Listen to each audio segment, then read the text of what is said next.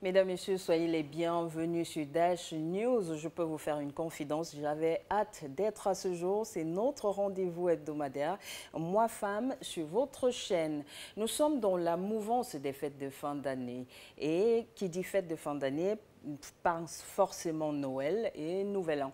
Mais à chaque fois, il y a une question qui revient. Comment sortir le Père Noël de son silence pour qu'il arrive à donner du sourire à ses enfants ayant un trouble du spectre de l'autisme? C'est une question à laquelle, pour cette année et depuis peut-être quelques mois, le papa du petit Lucas, que nous allons rencontrer ensemble tout au long de cette émission, a réussi à apporter une réponse. Il a réussi à faire sortir le Père Noël et à offrir ce plaisir aux enfants autistes. Et vous verrez, c'est magique. Des enfants qui arrivent à se laisser toucher, des enfants qui arrivent à sourire, rencontre formidable, magique avec le Père Noël, des enfants qui avaient simplement le droit aussi au bonheur. Mesdames, Messieurs, Moi Femme s'intéresse à ces papa poules qui, au travers de leur histoire, parlent de l'autisme et portent le plaidoyer d'une éducation inclusive et d'un amour incommensurable pour ces enfants qui ont juste besoin d'être aimés.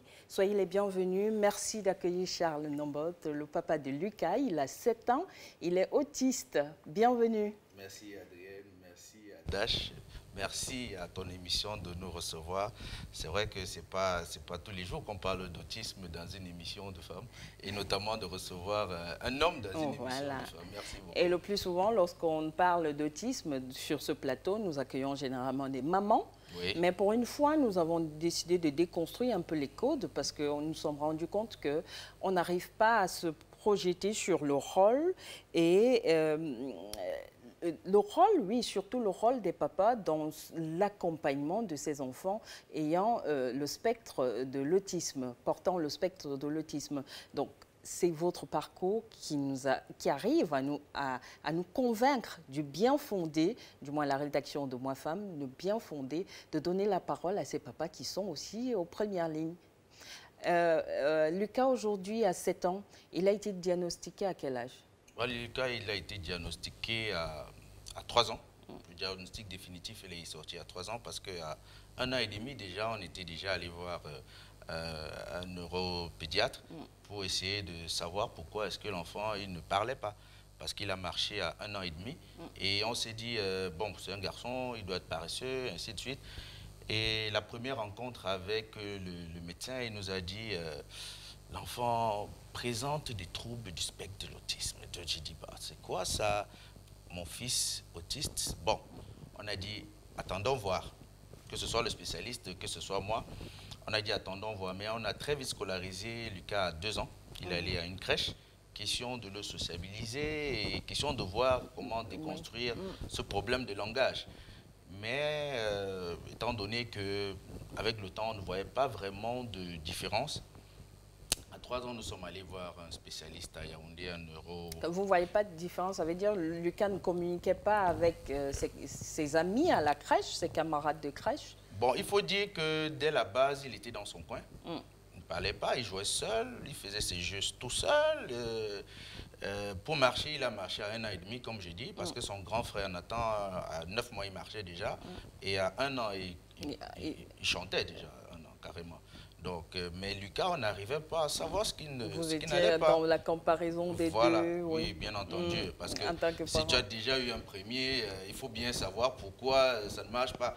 Avec l'autre, si tu as apprécié ce qui s'est passé avec le premier. Donc, avec le temps, on s'est dit, non, il y a un problème. Et une fois diagnostiqué, on a directement pris une éducatrice spécialisée qui a commencé à travailler avec Lucas. Elle a travaillé avec lui jusqu'à l'âge de 5 ans. Elle travaillait avec Lucas. Vous en parlez avec tous les détails, oui. Un peu comme si maman était là, mais papa était davantage là. Bon, il faut dire que chez moi... Papa n'était pas là juste pour régler la facture. Non, non, non, non, non, non, non, non, non, je ne règle pas seulement les factures. Parce que un enfant, c'est 2 personnes. Un enfant, c'est le fruit de l'amour. L'enfant, il n'a pas demandé à naître. Vous l'avez commandé. C'est la fusion de cet amour-là qui fait venir l'enfant. Alors, s'il y a un souci, pourquoi faire? Non, vous vous retrouvez bien dans notre thématique Papa Poule. Oui, oui, c'est vrai, je suis papa poule. Oui. Oui, je suis papa poule parce que je suis d'abord l'ami de tous mes enfants. Je suis l'ami de tous les enfants. Donc, il fallait vraiment prendre la chose à bras le corps. Et je dois dire que c'est après avoir fait mon deuil de l'enfant désiré que ça a été plus digeste pour moi d'aider aussi ma femme. Parce qu'elle, au départ, elle a eu du mal à encaisser le coup. Ce qui fait que... On arrive à culpabiliser, à se poser des questions. Oui, qu'est-ce qu'on n'a pas bien fait? beaucoup. Qu'est-ce qui n'a pas marché? Pourquoi moi? Qu'est-ce que j'ai fait? J'ai fait du mal à qui? J'ai pas mangé quoi? Ou j'ai trop pris quoi? Ainsi de suite. Et puis, il y a le film carrément de la grossesse et de sa vie qui défile. Et puis... On n'arrive pas, comme nous sommes dans quand même environnement bantou, on arrive aussi à aller peut-être vers les tradipraticiens, comprendre bon, un peu c'est vrai aussi. que nous ne sommes pas allés vers les tradipraticiens, mais s'il fallait écouter les gens Voilà. qui vous disaient non, on a dû faire ça au village, c'est un voisin, c'est un... J'ai dit Vous-même, vous n'avez pas été accusé, peut-être de par votre... Bon, j'étais encore fauché à l'époque, donc du coup, on ne pouvait pas m'accuser. Donc c'est lorsqu'on est riche qu'on est accusé. C'est lorsqu'on est riche que c'est plus digeste. Mais d'une manière ou d'une autre, vous n'allez pas entrer aussi dans la tête des uns. Certains vont se dire que forcément il a trempé pour percer, comme on dit au quartier. Mais j'ai dit non, il faut relativiser. Parce que si vous vous mettez ça dans la tête, vous n'allez parler à personne après. Que ce soit à vos voisins, que ce soit à vos parents. Vous pouvez sombrer dans la dépression. La dépression. Oui. Il faut éviter la dépression. Et je ne l'oublierai jamais.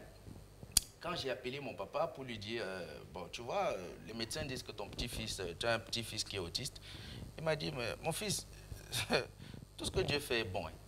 Sache que si le Seigneur a accepté que tu es un enfant autiste, ça veut dire que tu peux supporter ça. Parce que si Jésus lui-même a pu porter sa croix, il est tombé, il s'est relevé, il a porté sa croix et on a fait ce qu'on a fait de lui en tant que fils de Dieu. Mais toi, tu es qui pour ne pas pouvoir supporter un enfant autiste? Voilà. Donc tu dois supporter. Et c'est comme ça que moi j'ai porté ma croix. Et du jour au lendemain, j'ai dit à ma femme, ben, si c'est arrivé, c'est arrivé. Ouais, il faut avancer. Ouais. On a fait 4 ans pour faire le 3e, mais on a pu le faire. Kylian, il est arrivé, il est tout ce qu'il y a de normal. Et quelle était par exemple la relation entre Nathan et Lucas? Bon, je dois dire que l'autisme de Lucas a beaucoup influencé Nathan. Parce qu'à un moment, lui qui était né très jovial, très ouvert, il a commencé à se renfermer aussi. On avait l'impression qu'il y avait un impact. Comme une régression un peu. Oui, il y avait une véritable régression, vraiment beaucoup de régression. Et je peux même dire que c'est l'arrivée de Kylian qui a changé tout. Complètement, ça a transformé tout. Le petit frère qui revient remettre tout sur les rails. Il est venu comme le Messie. Voilà. Il a débloqué tout. Et il a même poussé même Lucas là, à se surpasser.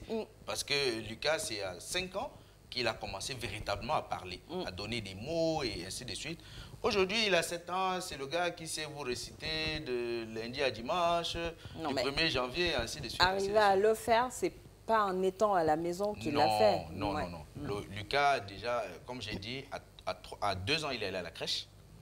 À 3 ans, il est allé dans une école inclusive, mais on a trouvé que le système était insuffisant. Et à 4 ans, j'ai fait la rencontre de M. Mao, qui est orthophoniste à Douala. Et il a un centre qui accueille des enfants spéciaux, notamment des autistes. Alors j'ai fait intégrer Lucas au centre de M. Mao. Et au bout de 6 mois, 9 mois, on a vu le changement qui s'opérait de façon progressive et de façon radicale. C'est dire que les enfants autistes, comme tout enfant, ont simplement besoin d'être encadrés et de l'amour pour pouvoir aussi vivre et apprivoiser leur environnement. Il faut déjà dire que ce sont des êtres hypersensibles. Donc ils sont sensibles à l'amour, à l'émotion, ils sont sensibles à tout ce que vous leur envoyez. Ils sont même en avance sur ces... Oui. Voilà. Donc, quand vous êtes même mal, ils arrivent à détecter la douleur en vous. Donc, c'est clair que si vous les repoussez, ils ne vont pas faire d'efforts, ils vont se braquer. Plus vous leur donnez de l'amour, de la patience et de l'écoute, mais plus vous voyez ce qu'ils sont capables de faire. Et moi, je dis toujours aux parents, quand vous avez un enfant différent à la maison, ne le traitez pas comme un enfant différent. traitez-le comme un enfant ordinaire. Ordinaire. Parce un enfant à part entière. À part entière. Parce que s'il est traité comme un enfant à part entière, il trouve facilement sa place. Et il comprend qu'il fait partie de cet environnement-là. Et je crois que ce qu'il vous donne en termes de résultats est tout simplement magnifique. On va sortir un peu de... on va laisser un peu Lucas, même si après on va revenir, et parler, je l'ai dit à l'entame de cette émission, de Noël, des fêtes de fin d'année. Oui.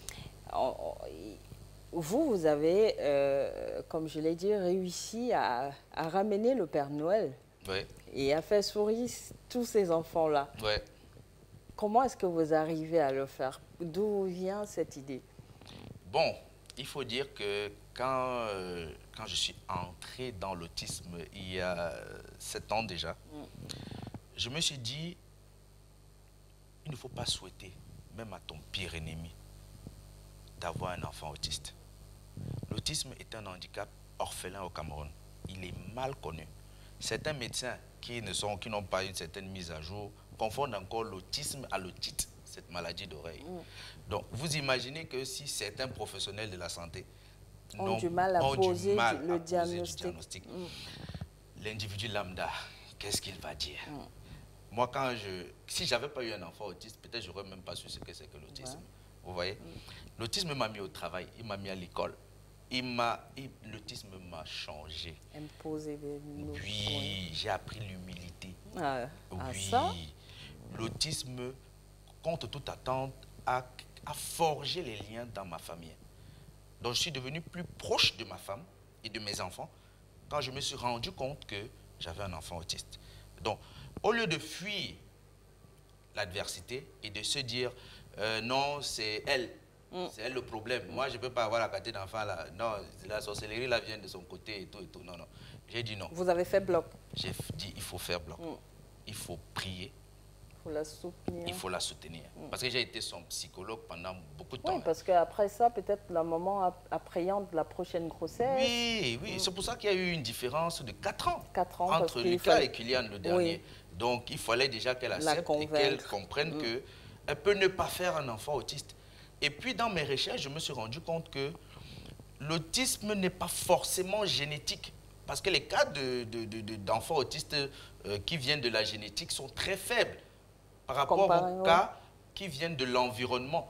Parce que l'environnement, le tabagisme, le stress, la violence sont des cas patents d'autisme. Quand vous voyez une femme qui a été violentée pendant toute sa grossesse, qui a subi de forts stress, que ce soit au travail ou à la maison ou dans la belle famille ou je ne sais pas trop quoi. Il est fort possible. Il est fort possible qu'elle puisse avoir un enfant autiste. Alors je me suis dit, en tant qu'homme, il faudrait que je porte déjà cette casquette-là et de dire aux autres, faites déjà attention. Faites attention quand une femme est enceinte, d'essayer de la cajoler à la limite. L'aménager. Il faut l'aménager au maximum. Par la suite, je me suis dit, après la deuxième année de Lucas au centre, je n'avais jamais été invité à un arbre de Noël. J'ai demandé à M. Mao, mais M. Mao, qu'est-ce qui n'a pas marché? Moi, on m'invite aux arbres de Noël ailleurs. Et pourquoi ici, c'est fade? Pourquoi ici, c'est quoi? Le Père Noël est silencieux. Donc le Père Noël, on n'écrit pas au Père Noël ici. Il existe juste pour un type d'enfant et les autres, ils sont laissés pour compte. Il m'a dit, non, monsieur Nomad, vous savez, les parents, ils sont délicats. Bon, mais si vous voulez, on le faisait avant, mais ils ont commencé à se dire que on en fait, c'était de la mafia, c'est du business qu'on est en train de faire sur leur dos. Mais si vous voulez, moi, je vous donne la responsabilité et puis vous organisez. Je lui dis, OK, donne-moi la responsabilité et je vais organiser. À l'époque, l'année dernière, en 2021, le centre n'avait que 10 enfants. Alors, je me suis dit, mais attendez, si les parents sont capables de venir dépenser de gros moyens ici, c'est la prise en charge. Non, il faudrait peut-être le rappeler aux téléspectateurs, la prise en charge des enfants portant, ayant le spectre de l'autisme n'est pas chose évidente au Cameroun et même en Afrique subsaharienne. Et il y a très peu de centres. Et dans l'arrière-pays, dans les zones rurales, ces centres n'existent même pas. Ces enfants sont soit dans des orphelinats ou soit en famille et dans l'arrière-cour. Jamais présentés non. C'est le gars qu'on cache. C'est le gars qu'on enchaîne. C'est le gars que tout le monde évite. c'est le gars qu'on donne à la grand-mère ou c'est la fille qu'on préfère donner à la tante, mais on ne veut pas garder chez soi. Alors je lui ai dit, pour moi tu es en train d'ajouter de la douleur à la douleur. Parce que si on ne peut pas avoir d'arbre de Noël pour ses enfants, qui va le faire? Alors c'est comme ça que je me donne pour mission d'organiser un arbre de Noël pour ces enfants-là. Mais comme j'étais en train de dire tout à l'heure, je me suis dit, mais si les parents sont capables de venir donner, bon, entre guillemets, disons, 1 million, par exemple, pour la pension de leur enfant, c'est un arbre de Noël. C'est un arbre de Noël qui va dépasser. Et puis, pourquoi est-ce que je veux me limiter seulement à ces 10 enfants? Alors qu'il y a des autres là au quartier et dans la ville comme ça que qui ne s'en sortent pas. C'est comme ça. Vous avez essayé de rassembler. On a rassemblé 30 enfants au total. Wow. On a fait le premier arbre de Noël pour enfants différents. Et c'est de là que part la création de mon association qui s'appelle Hope for Autism. Pourquoi? Parce que pour moi, il fallait donner de l'espoir. Parce que pour moi, il y a de l'espoir dans l'autisme. Ce que certains doivent comprendre, c'est que avoir un enfant autiste, c'est avoir un petit génie à la maison. Mais il faut déceler ce génie-là. Il faut arriver à trouver comment aider l'enfant à faire sortir ce génie-là. Parce que vous avez les grands artistes, hein, les Mozart et autres, qui étaient autistes. Mais au Cameroun, on ne va pas vous dire ça. On va vous dire non, c'est un enfant sorcier. C'est un enfant qu'il faut mettre devant la rivière la nuit. Et le matin, tu vas voir que les fées l'auront récupéré. Donc ça, c'est des préjugés qui ne nous servent vraiment à rien. Bon. Dans tous les cas, vous êtes passé du stade de cet arbre de Noël avec seulement 30 enfants pour aujourd'hui une caravane où vous vous dites tous les enfants à travers le Cameroun ont besoin des enfants différents, ont besoin aussi de rêver et d'avoir cette rencontre-là, ce tête-à-tête avec le Père Noël. Ce qu'il faut savoir, c'est que la période de Noël, c'est une période de partage, c'est une période d'amour, c'est une période de communion, c'est une période de célébration pour les enfants. C'est une période de célébration en famille. Alors, pourquoi est-ce que je veux m'arrêter à Douala alors que les enfants aidés ont besoin de recevoir le Père Noël?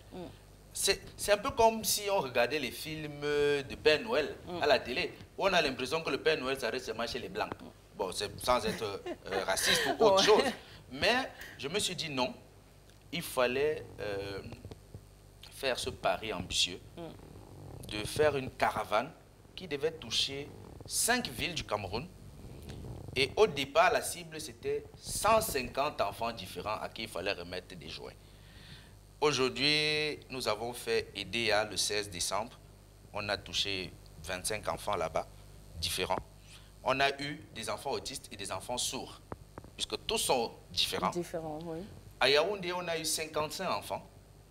Grâce à la Fondation Gassa qui nous a reçus là-bas, nous avons communié avec des enfants différents, mais des enfants aussi dits normaux, à qui nous avons aussi remis des cadeaux. Dans une logique d'inclusion. C'était l'inclusion qu'il fallait célébrer à Yaoundé, en fait. À Yaoundé, c'était l'inclusion parce que il faudrait que les gens comprennent que ce n'est pas parce qu'on a dit que ces enfants sont différents qu'ils ne peuvent pas vivre avec ceux dits. Dans tous les cas, nous, on s'est posé la question de savoir, est-ce que à quoi pouvait ressembler cette caravane? À quoi pouvait ressembler cette rencontre de ces enfants autistes avec le Père Noël? Est-ce que ces enfants arrivent à se laisser toucher? Parce qu'il faut dire que on parle d'autisme, mais chaque enfant est particulier. On aura des enfants qui ont horreur de la foule, des enfants qui ne veulent pas être touchés, des enfants qui ont peur lorsqu'il y a trop de bruit, ils n'aiment pas être regardés et tout. Certains hyperactifs. Voilà. Donc, on a eu la chance, portée certainement par la magie de Noël, de capturer quelques moments forts, des images de ce moment de partage tellement fort. C'était, comme je le disais, avec tellement d'émotions, et je le suis toujours, de voir ces enfants simplement heureux. Le bonheur aussi de voir ces grands yeux briller lorsqu'on reçoit un cadeau. Et c'est là où on se rend compte que certainement, ils ont toujours eu à voir leur frère recevoir, mais jamais un cadeau pour soi-même. Et c'était un moment magique sur lequel revient Larissa Libom, et on se retrouve juste après. Partager la magie de Noël et donner un peu d'espoir aux enfants autistes, ainsi qu'à leur famille, tel était l'objectif majeur de cette initiative, Hope for Autism, un moment de partage qui a eu lieu dans la ville de Douala, capitale économique du Cameroun. Selon les organisateurs, les enfants autistes sont toujours victimes de stigmatisation dans le pays, ce qui ne facilite pas toujours leur quotidien, encore moins celui de leurs parents. Donc ces moments sont importants déjà pour pouvoir communiquer assez pour que le pays tout entier et même toute l'Afrique, pour qui cet handicap reste encore un mystère, soit connu. Donc c'est très important pour moi d'être là et aussi pour mon fils. Il souligne la nécessité de sensibiliser les populations sur l'autisme ainsi que la difficulté à s'occuper de ces enfants qui présentent des crises assez particulières. C'est un quotidien assez, comment dire, je vais utiliser le terme busy en anglais. Donc, c'est pas évident. Il faut comprendre l'enfant, il faut deviner, surtout pour les cas comme les miens où l'enfant ne parle pas encore. Donc, il faut la plupart du temps deviner ce dont l'enfant a besoin. Il faut le comprendre. Il faut être présent pour lui, l'accompagner dans tout ce dont il a besoin. Donc c'est une journée pleine, pour un parent autiste. Comme le précisent certains parents, ces enfants ont besoin d'un maximum d'amour, mais surtout de beaucoup d'attention dans leur prise en charge. Nous avons constaté que le handicap est quelque chose de mal connu, de mal perçu au Cameroun. Et donc, du coup, dès qu'on est différent, on devient marginalisé, que ce soit sur le plan psychologique ou sur le plan physique ou mental. Nous avons décidé de donner une lueur d'espoir aux parents qui sont dans des difficultés et de comprendre qu'ils ne sont pas seuls dans la difficulté et dans la charge qu'ils ont au quotidien. Nous avons donc décidé, depuis 2 éditions maintenant, d'accompagner les parents et surtout de les sensibiliser à travers l'arbre de Noël, les caravanes de l'arbre de Noël que nous organisons. Nous continuons à sillonner le pays afin qu'ils puissent, c'est-à-dire que toucher du doigt d'autres réalités et de comprendre que les difficultés ou bien le handicap ne se limite pas qu'à leurs enfants. Il y a d'autres enfants qui sont dans les mêmes situations et que nous puissions élargir quelque chose de beaucoup plus grand et de créer des cercles de réflexion. Comment faire pour pouvoir aider ces enfants? Des cadeaux leur ont été remis dans une ambiance chaleureuse, mais aussi de détente pour leurs parents. Comme quoi, ces enfants aussi ont droit à la magie de Noël. Nous sommes donc de retour sur ce plateau. Si vous preniez l'émission en cours, sachez que vous êtes bien notre rendez-vous hebdomadaire Moi Femme sur Dash News. Et cette semaine, nous accueillons avec beaucoup de plaisir Charles Nombot. Il est le papa de Lucas, mais aussi à la tête de l'association Hope for Autism. Nous l'avons invité parce que le plus souvent, ce n'est pas une première de parler d'autisme sur le plateau de Moi Femme, mais le plus souvent, la parole est donnée aux femmes. Pourtant, juste à côté, il y a ces papas poules qui font autant, sinon plus, pour que le plaidoyer, la lutte pour l'accompagnement, pour qu'on ait sur le plan structurel la formation des formateurs pour l'accompagnement de ces enfants-là, des centres, une multiplication de centres, parce qu'il faut dire que l'autisme est encore méconnu par le grand public au Cameroun, même si on a observé ces dernières années, les lignes bougent, mais il faudrait davantage pour pouvoir mieux accompagner ces enfants. Et parler et reparler de l'autisme, ce n'est pas assez. Il faudrait même en parler peut-être chaque fois au quotidien sur les antennes ou sur les médias pour que les lignes bougent véritablement. Donc, Charles Nombot, c'est un plaisir de poursuivre cet entretien avec vous.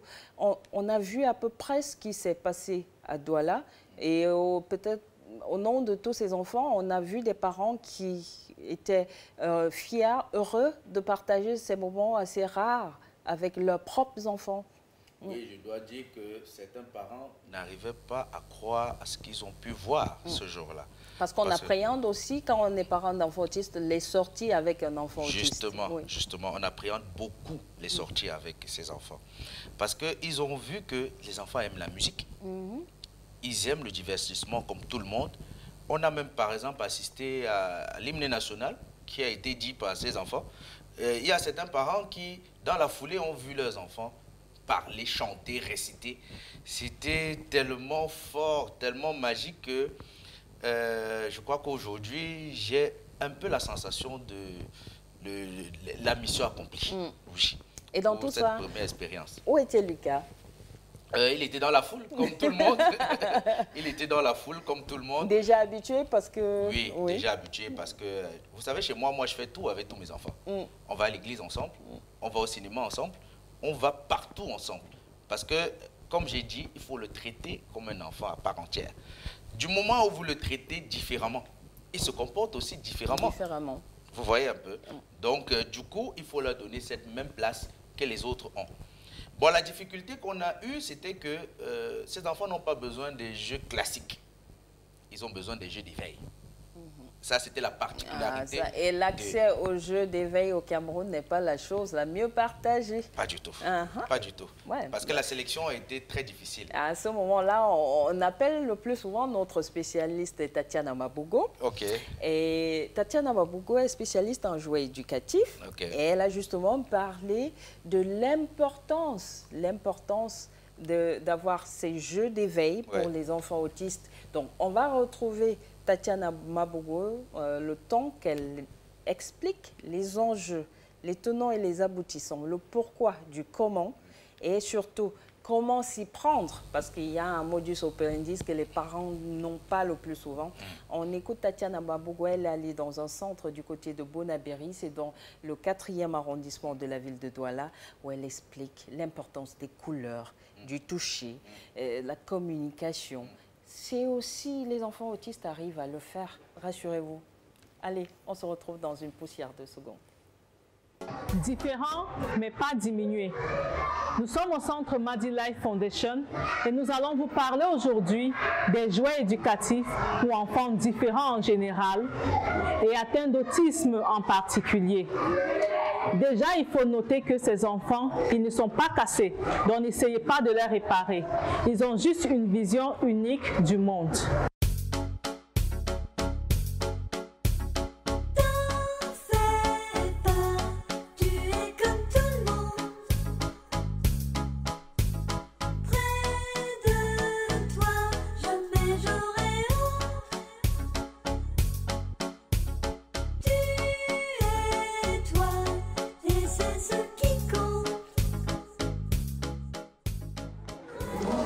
Nous avons ici nos grands-enfants. Le centre Madi Life a fait un travail formidable.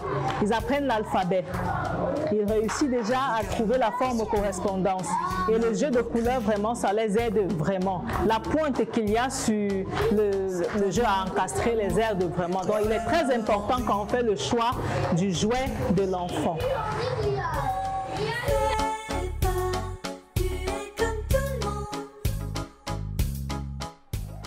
Ici, notre enfant, il apprend à faire les formes du plus petit au plus grand.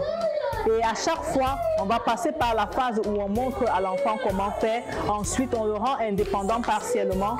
Et enfin, il est indépendant totalement.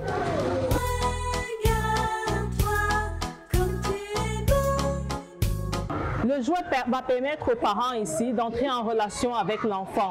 Le jouet va permettre ici à l'enfant dans son processus d'éveil.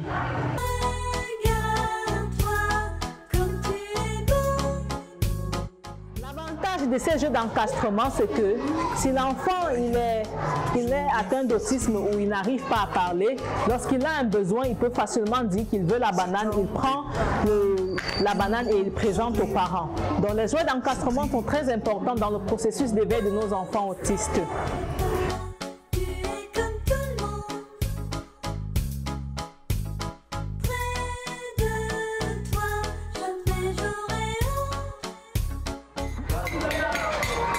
Nous avons ici nos musiciens. Tout à l'heure, on parlait d'établir le profil sensoriel. Parce que si vous prenez un jouet et que l'enfant n'aime pas le bruit, on va arriver à des crises. Donc, établir le profil sensoriel de l'enfant et éviter d'avoir des jouets qui développent plusieurs sensibilités. C'est-à-dire le jouet qui fait à la fois de la musique et de la lumière. Certains enfants autistes ne supporteront pas. Donc, ils travaillent ici avec les...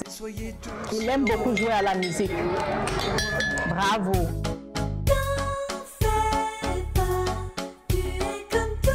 Pour y arriver, on aura besoin et on vous conseille d'aller vers le spécialiste afin qu'il puisse établir un profil sensoriel. Ce profil sensoriel, c'est pour éviter les crises de l'enfant si le jouet n'est pas adapté.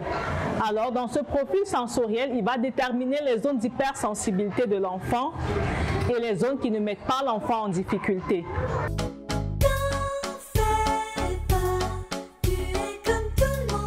Lorsque vous avez un enfant autiste qui fait une crise, qui pose des mouvements inhabituels, ne le grondez pas, ne l'ignorez pas. Et ne vous moquez surtout pas. Il a plutôt besoin d'être compris et c'est peut-être parce qu'il se trouve en difficulté ou en état, il est très content. Là, il est vraiment très content et c'est pourquoi il fait des mouvements que vous trouvez inhabituels. Donc, essayez de comprendre votre enfant. Essayez de prendre du temps pour lui et d'être présent. Nous avons les flashcards également. Nos enfants, ils aiment beaucoup travailler avec les flashcards. Les autistes, c'est vraiment merveilleux pour eux. Nous avons le cube magique. Vous voyez, notre bébé, il est très concentré. Il est concentré à établir les correspondances de couleurs avec son cube magique. Donc,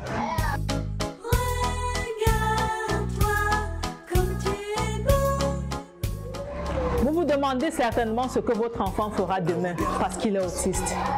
Nous avons dit au début qu'ils sont différents mais pas diminués. Ici, nous avons un atelier qui permet à l'enfant d'apprendre un métier, d'apprendre le pelage. Regardez ces babouches. Elles sont très jolies et en même temps, elles travaillent la concentration et la précision de nos enfants. Donc, ne vous inquiétez pas pour vos enfants. Si vous voyez que votre enfant a un problème, amenez-le chez un spécialiste qui va déterminer de quoi souffre l'enfant, qui va déterminer comment diriger l'enfant. Le centre Madi Life Foundation est ouvert pour tous les enfants. Donc, sortez les enfants de la maison, amenez-les à Madi Life, on va les apprendre comment manier, comment maîtriser leur stress, comment maîtriser leurs émotions. À l'école ou ailleurs, c'est toujours difficile. Certains ont des paroles avec un gros sourire, c'est triste. T'en fais pas, tu es comme tout le monde. Voilà, merci Tatiana Mabougo pour ce moment où on apprend chaque jour sur cette antenne grâce à Moi Femme. C'est des moments, puisqu'on parle du coin des mamans. Ouais. C'est un moment où on donne un peu des astuces au moment sur comment faire face à un enfant différent. Et je pense que c'est tout bénef de vous avoir aussi sur ce plateau, même si vous êtes notre papa de la semaine, le papa Paul. Noël oblige, tout ce qui touche aux enfants nous intéresse, oui. Que ce soit un projet mené par un homme ou une femme, oui. Nous accueillons sur ce plateau. Donc, dans tous les cas, on revient sur ce papa Paul qui nous expliquait l'importance de tout faire. Ouais. Avec son enfant. C'est important parce que une fois que l'enfant se sent intégré dans toutes les activités de la famille et de la société, il a une certaine obligation qu'il développe vis-à-vis des autres. Parce qu'au départ, si vous avez un enfant hyperactif qui bouge, quand vous lui donnez certaines disciplines de fonctionnement, même dans la gestion des gestes, à un moment donné, même si directement vous ne voyez pas le changement, avec un peu de temps, vous voyez que, voilà, ok. C'est comme cet enfant à qui on veut apprendre à faire pipi ou popo. Vous savez, les enfants autistes, on apprend tout. Ouais. Vous voyez, ça, les enfants... apprendre à être propre, c'est plus délicat avec les enfants autistes. Lucas, par exemple, a été propre. Il est propre depuis qu'il a 3 ans. Alors, ça, c'était une gymnastique pas possible. Il fallait, par exemple, se réveiller tous les jours, soit à 4 h du matin, lui demander d'aller au pot. Lucas, imposer un rythme. Oui, il fallait imposer un rythme. Lucas va au pot. Lucas, on le réveille. Une répétition, voilà, répétition, une répétition. Et ça devient... Et à 7 h, avant d'aller en classe, en fait, au réveil à 6 h, on lui dit au pot, va au pot. Quand il restait avec la ménagère, la nounou à la maison, toutes les 2 heures, elle l'envoyait systématiquement au pot. Du coup, il a pris l'habitude d'aller au pot. Ça veut dire que comme tous les autres enfants, il fonctionne aussi comme une éponge. Ça veut dire qu'il prend ce que vous donnez. Vous savez qu'avec l'autisme, c'est encore... Moi, je donne un peu souvent ce schéma de... Pour moi, un enfant autiste, c'est comme un disque dur. C'est comme un disque dur, mais un disque dur vierge. Oui. Il Là, demande, il faut mettre toutes les cases. insérer les Ouais. données. Insérer les données. Plus vous insérez les données, plus il a des informations. Plus vous insérez les données, plus il a même des mots. Non, on va rester dans cette image. Ça veut dire qu'un enfant autiste, à la différence d'un enfant, entre guillemets, normal, Oui. est celui-là qui n'aura pas la capacité de prendre des données et d'insérer personnellement. Et il faut l'accompagner dans la prise de ces données. Ce qui vient de l'extérieur doit être accompagné pour qu'il puisse l'intégrer. Voilà. Ouais. Parce qu'un enfant ordinaire... Et chaque enfant autiste a son rythme. Chaque enfant aussi a son rythme, a sa particularité, Voilà. a son timing. Voilà. Il faut être très patient. Un enfant ordinaire a les informations dans l'ADN. Donc, un garçon ou une fille qui sait qu'elle doit faire pipi, elle va se lever, elle va faire pipi, ou elle va crier. Un enfant ordinaire va vous prendre le biberon à 6 mois ou attraper le sein de maman et commencer à le tirer. L'enfant de autiste à 6 mois ou 9 mois, il va pleurer, il va crier, il a faim, mais il ne sait pas que le lait est à côté de lui. L'enfant ordinaire va sentir l'odeur du lait et il va attraper le sein de sa maman. L'enfant autiste, lui, il va chercher. Il va chercher, il ne va pas comprendre que le lait est là. Il faut arrêter, il faut tirer. Ah, dans tous Donc, les il faut cas, lui moi, montrer. je écouterai ce Papa Poule pendant des heures parce que là, c'est décidément, ça change un peu et ça fait plaisir à entendre un papa et ça se sent. Un papa qui est impliqué dans tout ce qui arrive ou dans le quotidien de ses enfants. Est-ce qu'on peut revenir un peu sur l'expérience de Bafoussam? Oui, l'expérience de Bafoussam, je dois dire que c'est celle qui C'était nous a... dans un orphelinat. Oui, la maison Saint-Damien et Camille. Nous avons été frappés dès que nous sommes arrivés là-bas. Parce que il faut savoir qu'être orphelin au Cameroun, c'est un premier handicap. Surtout être orphelin à bas âge, c'est un gros handicap. Mais ils ont cette particularité qu'ils recueillent des orphelins handicapés. Donc, on a double peine. handicap. Ouais, ouais. Et cette dame a réussi à héberger 24 pensionnés qui sont pour la plupart handicapés. Sur les 24, vous avez 18 qui ont des handicaps et on a une douzaine d'autistes. On a trouvé tous les types de handicaps là-bas. Et on s'est dit, quand nous sommes arrivés là-bas, parce qu'il y a aussi des externes qui viennent, qui ont été pris dans certaines familles, mais qui viennent en journée. Voilà. Et ils sont aussi handicapés. Le soir, ouais. Oui. Donc au total, il y a au moins 32 enfants qu'elle supporte. Alors on s'est dit, mais Seigneur, comment cette dame arrive à le faire? Elle a une fille qui, elle aussi, est autiste, mais d'un trouble grave, parce qu'elle est IMC. C'est une forme d'autisme qui paralyse un peu l'enfant. Il y a une infirmité cérébrale. Sévère, oui, sévère sur le corps et ainsi de suite. Donc, c'est l'une des formes les plus graves de l'autisme. Mais imaginez-vous, avec ça, elle a réussi à créer un orphelinat et recevoir des enfants qu'elle encadre au quotidien. On s'est dit non, on ne peut pas passer comme ça. Comme ça, comme non, si non, de c'est pas rien normal. n'était. On a dit à la dame, le Père Noël viendra chez vous.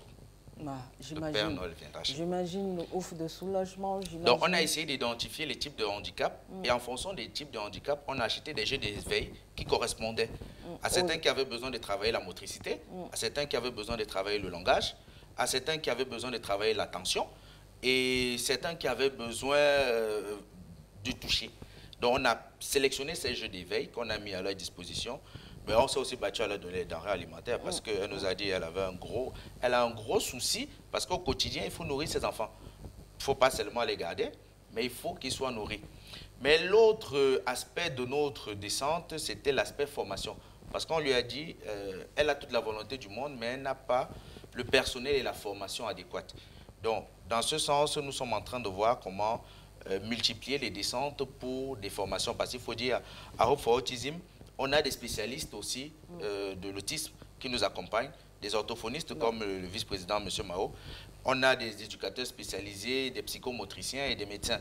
Donc, quand on fait des descentes comme ça, en plus de la sensibilisation, nous essayons aussi de voir comment faire dans le renforcement des capacités.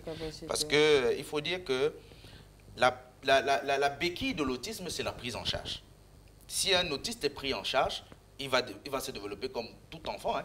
Il va se développer et pouvoir être autonome. Aujourd'hui, on arrive à avoir au Cameroun aussi, grâce à des centres comme vous, comme Orchidéum, des enfants qui vivent, même si c'est le SMIC qui est gagné, c'est déjà une grande victoire, qui peuvent vivre de ce qu'ils ont eu à apprendre. Parce que le plus difficile dans le pays, c'est avoir accès à des professionnels qui peuvent prendre en charge votre enfant et accompagner comme tout enfant. Et que ces enfants-là arrivent à avoir un cursus scolaire des plus normaux. C'est possible, mais il va falloir former. Il faut former. Parce que le gros problème, il y a un sérieux déficit. Il y a un déficit de formation et de centres. Parce que vous avez cité tout à l'heure, on a des orthoréducs ou les autres sur le terrain, mais ils ne sont pas nombreux. Ils ne peuvent pas accueillir une masse véritable d'enfants. La demande est énorme. La demande est énorme. C'est pour ça qu'on voudrait vraiment au niveau d'Europe créer une fusion pour un plaidoyer. Parce que si l'État arrive à créer des... Le problème au niveau de l'autisme au Cameroun, ça c'est la journaliste qui fait un peu le terrain. Si on prend le cas de Douala, c'est que les privés qui sont lancés dans ce combat, qui veulent porter cet espoir d'un lendemain meilleur pour ces enfants autistes, parfois n'arrivent pas à se mettre ensemble, à faire de telle enseigne qu'il y ait une cohésion. Parce que plus on est, lorsqu'on est regroupé, on est plus fort. Et je pense que c'est l'une des faiblesses des associations qui luttent pour la sensibilisation à l'autisme au Cameroun. C'est l'une des premières faiblesses. Ça, c'est l'une des premières faiblesses, mais comme je disais tout à l'heure, la plupart de ces spécialistes ont été formés à l'étranger. Donc, comment vous allez dire à quelqu'un qui a déboursé beaucoup d'argent pendant beaucoup d'années pour avoir un certain statut, d'arriver et de ne pas prendre 10 000 francs l'heure de séance pour une prise en charge? Vous n'allez pas pouvoir le faire. Si on arrive déjà au niveau de l'État à créer des centres de formation de formateurs, on va casser déjà considérablement l'offre. On aura plus de spécialistes. Plus de spécialistes. La prise en charge va se démocratiser. C'est clair, la prise en charge va se démocratiser. Ça va réduire déjà les coûts. Parce qu'il faut dire, aujourd'hui, on peut dire, oui, les parents continuent de garder les enfants autistes dans l'arrière-cour, mais il faudrait aussi être réaliste. La prise en charge des enfants autistes au Cameroun est extrêmement coûteuse. Elle est extrêmement coûteuse. On va vous prendre l'exemple des centres où, tenez-vous bien, pour une année d'études, il faudrait qu'un parent arrive à débourser un peu plus de 3 millions de francs CFA pour 9 mois. Parce que ça... C'est 9 mois, oui. 9 mois. Et c'est pas à la portée de tous. L'autisme est un peu comme élitiste, entre guillemets, au Cameroun. Et c'est pourquoi, dans l'imagerie populaire, on se dit c'est la maladie des personnes riches. Ce sont des personnes riches qui sont arrivées à placer cet enfant pour pouvoir avoir une aisance sociale, ce qui est tout à fait faux. L'autisme, c'est pas ça. Les enfants naissent ainsi. Est-ce que le fait, on doit porter ce spectre-là, subir encore les commentaires de la société, ça veut dire que finalement, c'est même la perpétuité qu'on donne à ces enfants-là. Oui, c'est pourquoi, justement, on s'est mis en association pour démystifier un peu tout ça. Parce que si aujourd'hui, moi, je peux venir ici et vous dire, je suis parent d'enfants autistes. Ça ne se disait pas. Ça ne se disait pas. Vous voyez un peu? Certains vont dire, mais attendez, on le connaît, c'est un manager en assurance. Et comment il vient nous dire à la télé qu'il est parent d'enfants autistes? Et il se réclame, parce que je me réclame. Je suis fier de le dire.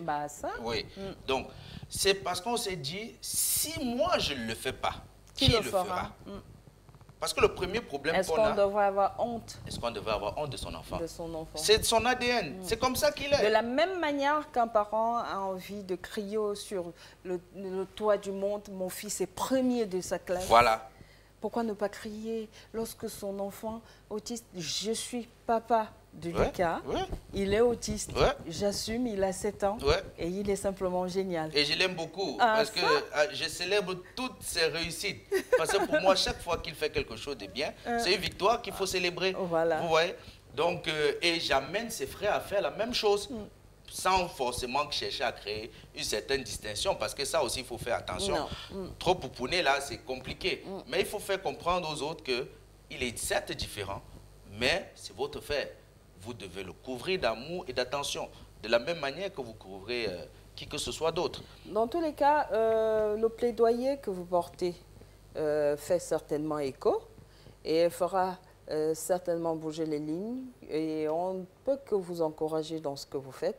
Merci. Et dire simplement que au nom de la magie de Noël que vous avez apportée à ces enfants et que vous projetez continuer, nous disons simplement que moi, femme, au travers d'H Media, sera là.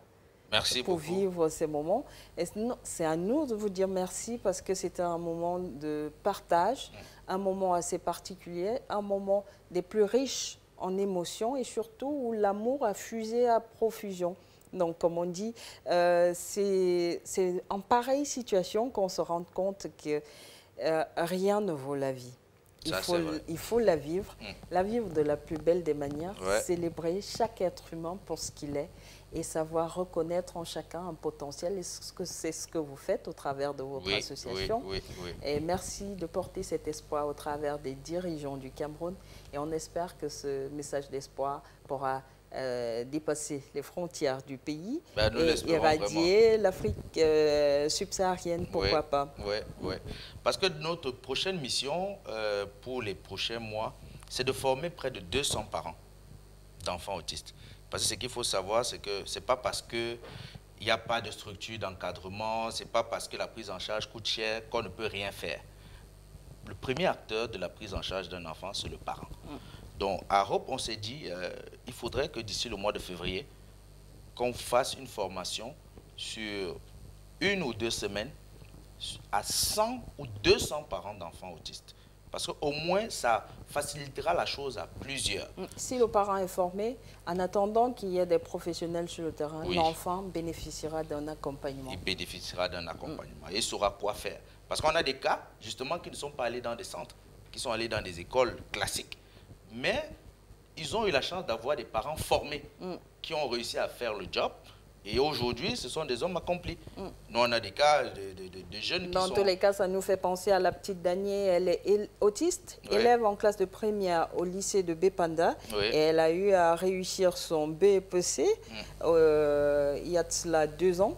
Donc, c'est un bel exemple de parents formés qui a milité. C'est vrai, Dani peut faire 1 an ou 2 ou 3 ans dans une même salle de classe. Mais ce qui est génial, c'est que jamais elle n'a été exclue de cet établissement scolaire. C'est dire que les lignes bougent et il est possible d'avoir un enfant autiste qui est scolarisé dans une école classique.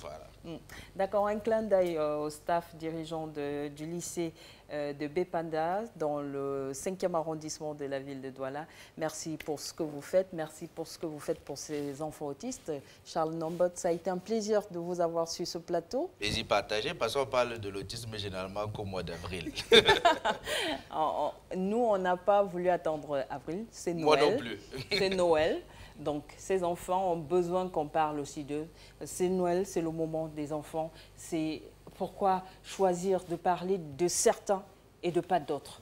Nous parlons de tous ces enfants. Et ces enfants autistes étaient à l'honneur aujourd'hui.